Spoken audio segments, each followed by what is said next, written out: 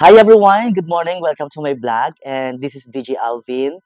And today we are inviting here at Aberdeen Hotel for the Estilo Modelo Philippines Fashion Awards. At ilan sa mga models ng Di Mana Stylist Philippines ay makakapanayam natin, and ipapakilala ko sa inyo isa-isa ang mga modelo ng Di Mana Stylist Philippines. And before that, I would like to thank, of course, to Mami Annabel Balala, the owner and founder of the Mana Stylist Philippines. Don't forget to follow and like and share my Facebook page, DJ Alvin. Ayan. So, see you later, everyone.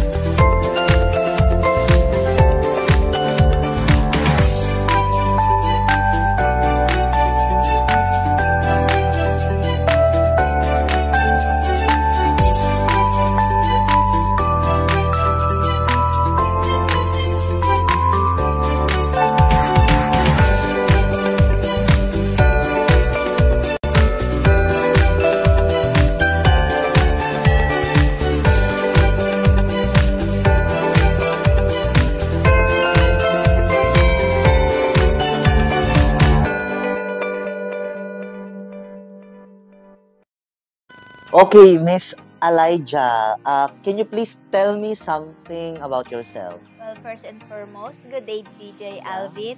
So, speaking here in front of you is Lydia Shaina Santiago, and I'm a 15-year-old proud Lipeña from Lungsod ng Lipao, which is the Philippines' Little Rome. Well, since I graduated in elementary with flying colors as a valedictorian, it has helped me realize that I should pursue my passions. Just like when I started modeling, I knew that I wanted to compete in pageants as soon as possible because I want to utilize my voice to be the voice of those voiceless and to be confident for what they be. Wow. All right. Lumaban ka ng pageant which is Kids and Teens Global Philippines Regional Competitions under the Mana Stylist Philippines. Ano naman yung mga awards na natanggap mo during that pageant? Actually, hindi ko po siya matandaan lahat Okay. because I was also a Hakot Award po that Wow, gusto ko time. yung Hakot Award Ay, mo. Okay. ang natandaan ko lang po is I was in Best in Talent, Best in Event Shirt, Best in National Costume, Best in Sportswear, Best in Long Gown, Miss Body Beautiful, and Best in Runway. Wow. And you are a grand winner also for Yes. teens category. Preteen. A pre-teens Yes. category. Wow, congratulations that Thank you girl. so much. Anyway, so ngayong araw is you are here at Aberdeen Hotel, which is the Estilo Modelo Philippines for Fashion Awards. Yes. So paano mo naman pinaghandaan ng araw na ito?